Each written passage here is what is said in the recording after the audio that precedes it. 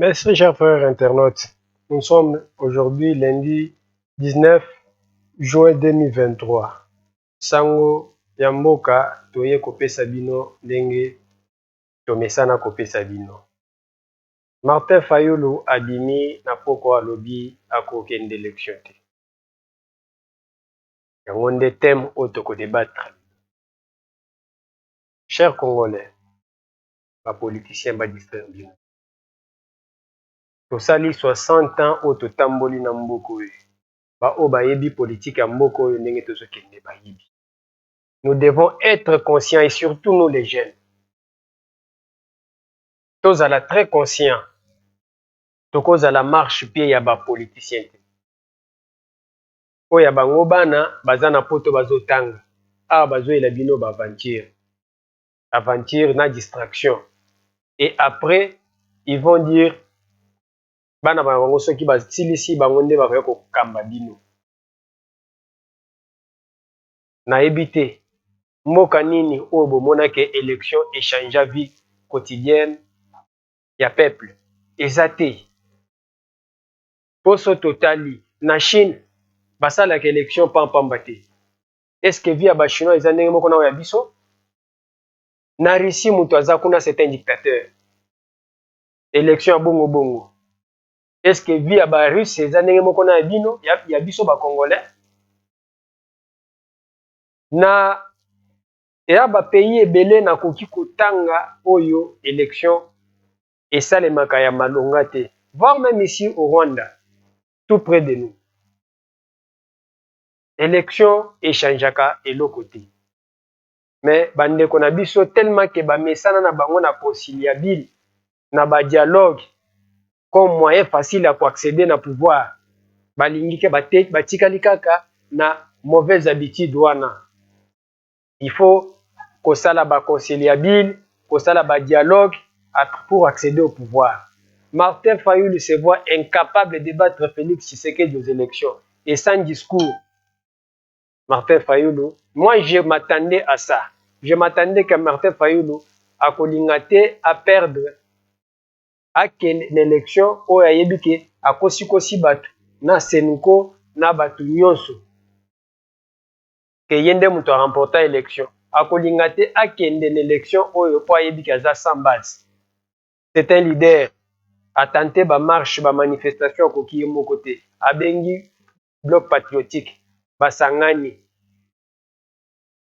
De bakoki te na minute oyo aye kobenga lisusu ba 3 autres leaders ameki Denis Mukwege esimbi te aki omeka siko matata ponyo na Moïse Katumbi baye po basangana basala opposition ba renforcer ba monika ke esimbi te. Donc azobanga ke soki akene élection akobima na 5e ou 3e position to 4e position. Les élections, ce n'est pas Kolobana Monokono, je vais remporter les élections. Je vais faire ceci, que tu vas remporter les élections. Il faut d'abord, Martin Fayulu a passé tout son temps à distraction. Il n'a pas eu le temps d'installer son parti. C'est après aujourd'hui qu'il se voit que non, Azana Mbongote, il y a aucune élection. Azana Batute Oyo Bako représenté na Congo Mobimba. Yango nde fo fuyant a komi kokende keno na ko présenter ba candidature te à tous les niveaux. Po ayebi keno so toke na dialogue to kosala partage à poste et après partage à poste na ko se retrouver financièrement pour na mona moyen ko aligner ba candidat nanga. Yango nde asali déclaration oyo. Alors sepela bolanda Martin Fayulu makambo alobi po tozonga toya ko débattre makambo sur makambo alobi. S'il est aujourd'hui de notoriété publique que le cycle de 2018 remporte la palme du chaos électoral, le 4e en cours, à coup sûr, s'annonce comme les détonateurs de l'implosion de notre pays si nous n'y prenons garde. Mesdames et messieurs, nous ne pouvons pas continuer de faire toujours la même chose et s'attendre à un résultat différent. C'est la folie. En effet, depuis plusieurs mois maintenant, nous n'avons eu de cesse à faire comprendre au pouvoir en place, ainsi qu'à l'opinion nationale et internationale, que le processus électoral en cours était mal engagé et qu'il fallait un consensus autour des règles du jeu et des principes devant nous conduire aux élections de décembre 2023 pour corriger les erreurs du passé. D'aucuns pensaient qu'avec toutes les interpellations et contestations qui ont émaillé sa mise en place, la Commission électorale nationale indépendante, CENI, pouvait surprendre positivement en cherchant à organiser les élections en toute impartialité. Malheureusement, elle a démontré à la face du monde qu'elle n'avait qu'une seule mission, à savoir faire élire frauduleusement une fois de plus M. Félix Tshisekedi et lui donner une majorité parlementaire confortable en décembre 2023. Tout le monde sait que l'opération d'identification et d'enrôlement des électeurs à laquelle nous avons participé s'est déroulée dans l'opacité la plus totale. Une preuve supplémentaire de la planification et l'exécution de la fraude. Partie prenante au processus électoral, nous avons exigé que la CENI fasse la lumière sur l'opération d'identification et d'enrôlement des électeurs qu'elle a menée, préalablement à l'audit externe et indépendant du fichier devant obligatoirement être conduit par une firme internationale réputée. La seule réponse que nous avons reçue, c'est la détermination du pouvoir en place à opérer un passage en force envers et contre tout.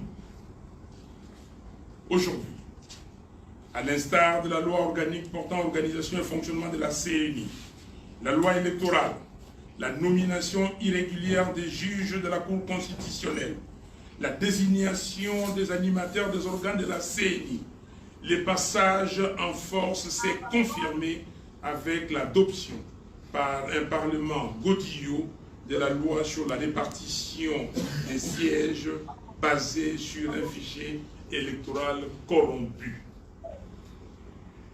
Comme l'affirme la Commission africaine pour la supervision des élections, CAS, je cite, « Il est de notoriété publique que des personnalités de l'Union sacrée de la nation, majorité présidentielle, ont clandestinement reçu des kits d'enrôlement de la CENI pour gonfler les statistiques de leurs circonscriptions électorales d'attache en faveur du candidat du pouvoir, pendant que plusieurs autres entités et provinces ont été sciemment pénalisées. » Fin des citations.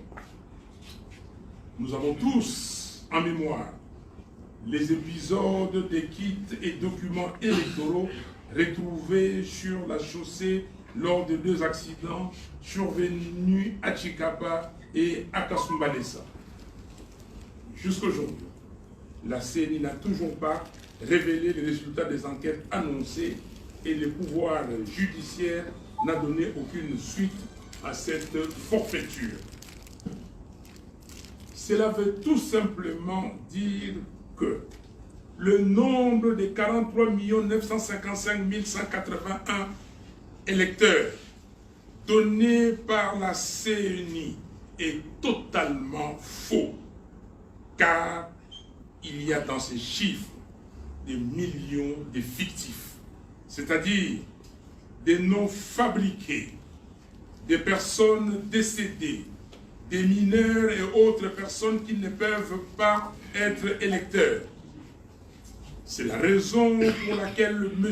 Kadima et son équipe ont refusé l'audit du fichier par un organisme indépendant, craignant la mise à nu de la supercherie. Personne n'a oublié les plus de 10 millions d'effectifs de 2018, révélés par l'audit de l'OIF, dont 6 701 659 de sans empreinte digitale et 2 422 286 n'ayant pas la totalité d'empreintes, les restes étant des mineurs, des policiers et des militaires. Dans ces conditions, il est clair que nous ne pouvons pas accompagner M. Tshisekedi Félix dans une nouvelle imposture.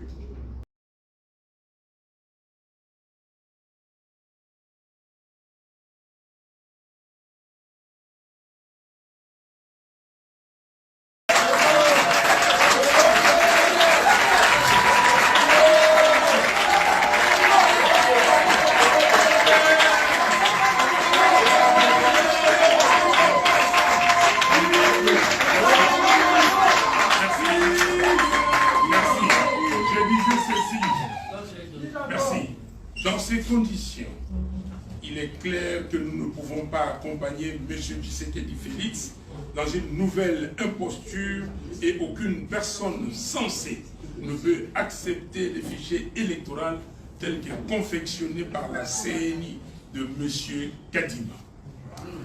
Dans le même élan, nous ne pouvons pas non plus nous compromettre en nous associant comme complices dans une funeste entreprise visant le bradage de la souveraineté de notre peuple. Notre combat politique se résume en une phrase: le respect et la défense de la Constitution de la République.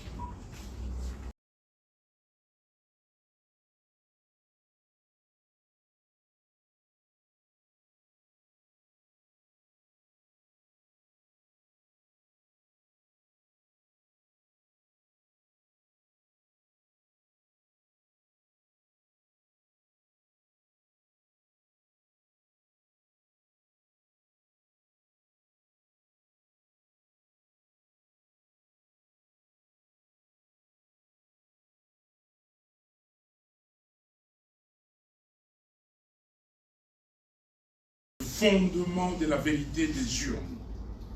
Les résultats proclamés des... En tout cas, et Amoulaï, toko continuer kakate, oyoka ye, alobi biloko ebele. Mais il y a une phrase qui a attiré mon attention, nak maloba na ye. Nazo lingana tiela bino, botalango, phrase nini, botalango makambo nini, oyo ba propos na ye, o akomi na nini oyo, totanga ngo ensemble. Dans ces conditions, il est clair que nous ne pouvons pas accompagner M. Tshisekedi dans une nouvelle imposture et aucune personne censée ne peut accepter les fichiers électoraux tels que confectionnés par la CENI de M. Kadima. Dans le même élan, nous ne pouvons pas non plus nous compromettre en nous associant comme complices dans une funeste entreprise visant le bradage de la souveraineté de notre peuple. Notre combat politique se résume en une phrase: le respect et la défense de la Constitution de la République. Natangi neloko eti et retenir attention nanga. Martin Fayulu, awa Martin Fayulu azoyebisa biso ke ye akoki jamais na maloba na ye ndenge bolandi yango. Martin Fayulu alobi ke non akoki ko na phrase asuka alobi: notre combat politique se résume en une phrase: le respect et la défense de la Constitution de la République. Mutu azoloba ke non, son combat se résume sur le respect et la défense de la Constitution de la République. Azo senga consensus autour ya désignation ya président ya bureau ya CENI. nayebi te atire yango na quel article ya constitution oyo ezoloba ke bakongo nyonso bakomi obimaka ke baza badefenseur ya constitution. C'est na baréclamation na ye revendication ya Martin Fayulu na déclaration. J'en ai autant nakoki kozwa tant te ke na bando balancer moko na moko na kati ya déclaration na ye eza kaka peto ya 2018 ya machine à voter. Martin Fayulu akendaka kaka boye eloko asimbi nord asimbi sud asimbi oyo azongi na oyo asimbi oyo pe les applaudisseurs automatiques bazalaka wana babetaka kaka maboko. Ils sont là ne fût-ce que pour applaudir. Martin Fayulu na maloba na ye oyo alobi bolandi ye azofistige bureau azofistige élection alobi lobi makambo ebele soki tolingi tokota na détail ya moko na moko ya makambo alobi il est à côté. Nazobanda nanu na Martin Fayulu tozonga nanu na Martin Fayulu oya 2018 na Lamoka. Bota la déclaration ya Martin Fayulu yango oyo. Ne pas participer à une parodie d'élection et à l'utilisation frauduleuse de la machine à voter du fichier électoral non nettoyé, corrompu. Eza différent na oya lelo wana maloba Martin Fayulu. Ne pas accepter une proposition quelconque du Front commun pour les communes. Wana na se. Mais Martin Fayulu suka na suka aye kosala bloc patrouille. Wana eza ba revendication na ye. Ndeko Martin Fayulu kaka ndenge alobi. Tovandawa tomona ndeko Martin Fayulu atelemi. Martin Fayulu atelemi abengi bato na marche. Abengi bato na marche. Tolanda nanu tozonga na nostalgie. Awa nayebisi bino ke ezaka var. Ezaka var tozonga na Martin Fayulu à 2018.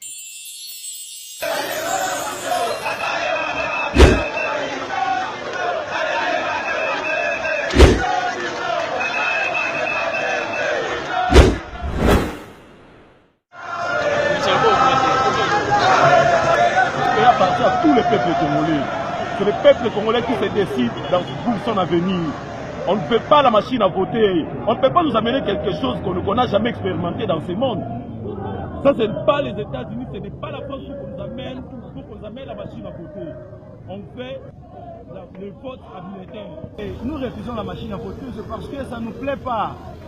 Le calendrier électoral ne prévoit pas la machine à voter. Pas même notre constitution ne prévoit pas aussi la machine à voter. Donc nous pouvons accepter oui ou soit. Wana nde na 2018 bandeko nyonso oyo batambolaki oyo po bozomona oyo nde baye ko pompe biso ba tweet na ba message baleka na ba plateau ya télévision pour loba ke Martin Fayulu a gagné élection à 62%. Mais bango nde ba démobiliser ba électeurs na bango ke tokokende élection na machine à voter te. Après baye ko loba ke ba gagné élection na 62%. Babandi même schéma. Bazo démobiliser les sous ba électeurs na bango FCC s'y a démobilisé. Et après okoyoka après élection na suka Martin Fayulu akoya ko makeno alingi andini machine à voter. Eza mais yo kandenge ba démobiliser bato pona machine à voter. Moko na bango ye wana azo ndenga azo démobiliser. Bana Kin, Bana Équateur, Bana Bandundu, Mbote. Na sengi na bino nyonso to vote candidat na biso numéro 4, Martin Fayulu. Bopesi biso mission oyo ya candidat commun. Tozana candidat commun oyo bolingi. Candidat numéro 4, Martin Fayulu. Il faut to sala nyonso pona makambo ya machine à tricher wana. Na oyo fichier électoral ya lukuta. Il faudrait to sala nyonso jour ya ma vote wana bapesa biso bulletin à papier to voter na papier po candidat na biso ako gagner ba élection aza candidat ya peuple congolais aza candidat ya bino aza candidat ya biso nyonso. Le plus important pour nous bandeko soki na ye lelo il faudrait tosala nyonso parce que pasi eza mingi na Kinshasa ba Congo Bandundu na Équateur. Alors il faudrait tosilisa makambo nyonso wana bo voter ba député ya biso ba député ya bino ba député ya ensemble naza derrière ba député na ngai. Il faut bosala nyonso faut vraiment to changer souffrance oyo tozana yango pasi wana ya mabe. Il faut to changer na ba député na biso ba député ya G7 ba député ya MK ba député ya AR na ba député ya MS. Tosala nyonso main dans la main. Lamuka bana Kin, Lamuka bana Équateur, Lamuka bana Bandundu, Lamuka bana ba Congo. Il faudrait tosala unis pour to changer souffrance na biso. Il faut bauta wana bakende. Lelo tozana chance. Nzambe pesi bino chance. Bo pesa bango carton rouge wana po bakende, po souffrance. Et si là, merci mingi, ensemble pour le changement. A Moïse Katumbi abengi Kabila bauta wana bakende. A eza discrimination te tata mbongo.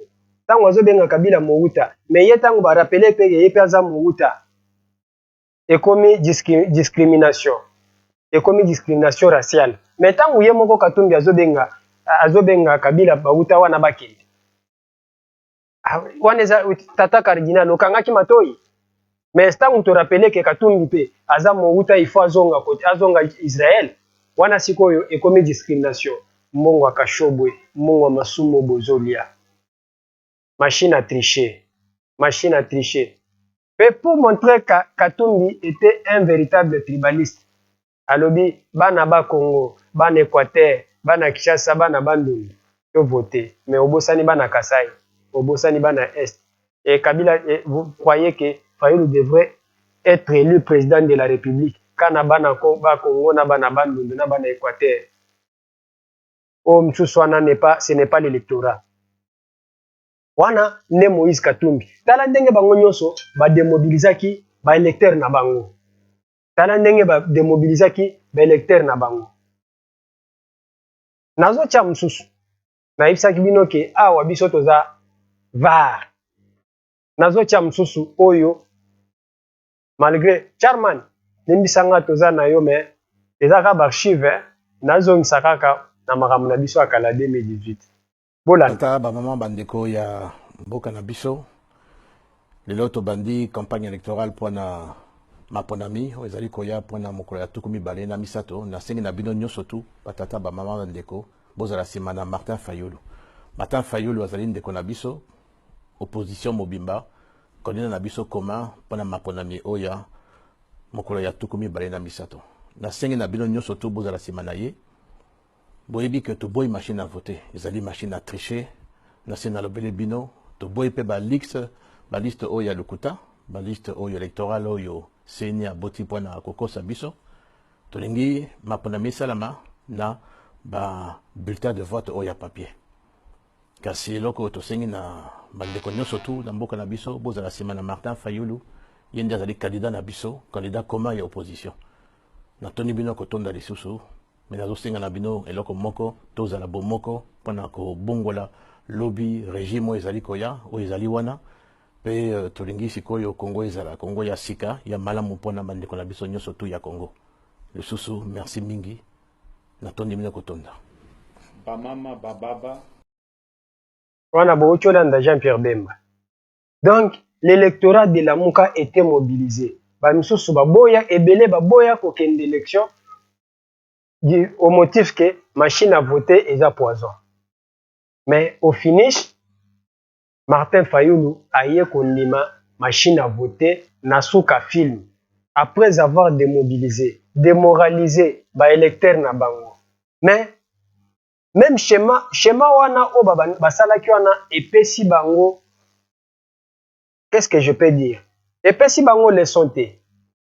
Bazongeli même schéma ya boycott wana.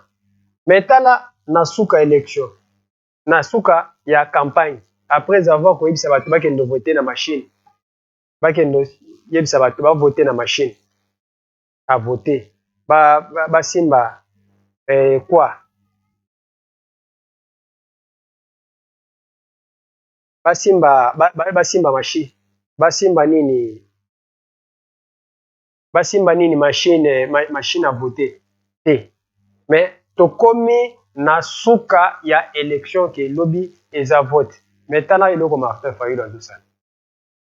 Chers frères et sœurs, vous avez eu raison sur moi en me disant toko voter yo nanko. Vos messages me sont parvenus et vont dans le même sens. La coalition Lamuka n'a pas voulu laisser l'ennemi avoir raison sur nous et nous avons décidé avec les orientations et conseils de la CENCO de vous demander de voter avec la machine à voter dans son rôle d'imprimante. Je vous exhorte à rester vigilant pendant les élections pour qu'on ne vous vole pas notre victoire. Donc, c'est-à-dire que na tweet oyo Martin Fayulu, ceux qui te l'ont dit bien, eza tweet oyo conseiller na bango Senko, oyo muto conseiller ki bango ke bakende na machine à voter. Donc, Martin Fayulu aye kondima machine à voter na suka. Aye kondima machine à voter na suka. Mais, kati na bango, epesi bango les sontés. Pour conclure, qu'est-ce que je voulais dire par là? Martin Fayulu a kokendeka na théâtre, c'était prévisible. Et Martin Fayulu a kokime élection. Aza na logique ya dialogue. Tolobaki yango ke batu oyo baza na logique élection te. Ils savent que Tshisekedi va passer. Mais baza na logique ya dialogue. Nengo moni balisanga bonganga bango nyonso bandaki aussi. Mais ceux qui va utiliser mot dialogue, le peuple congolais asi atimbelango et ko sonner mabe. Il faut qu'on utilise mot ya consensus pour contourner français pour ba o ba yebi misusu te ba yokane tiza eloko asika. Mais ezaka dialogue. Ezaka dialogue. Donc ndeko na biso azana logique ya dialogue ndenge ba misana. Raison pour laquelle aimonani sikoyo na poisa. Mais le problème c'est quoi? Le train est en marche. L'opposition ne veut pas dire Fayulu. Moïse Katumbi a eu décision na ye. Moïse Katumbi a beau taper courage à l'obakena okende pe élection ki. Ofanda. Total sikoyo na kati opposition. Adolphe Muzito azali. Constant Mutamba azali. Banani wana ya nani l'autre là c'est qui wazaka achaka makele na top Congo oyo ya Est muto ya Est so mu dekereza soki mu dekereza soki mu dekereza. Baza na opposition. Tozana ba opposant ebele l'opposition ne veut pas dire Martin Fayulu ni Martin Fayulu ni Moïse Katumbi. Opposition ezali.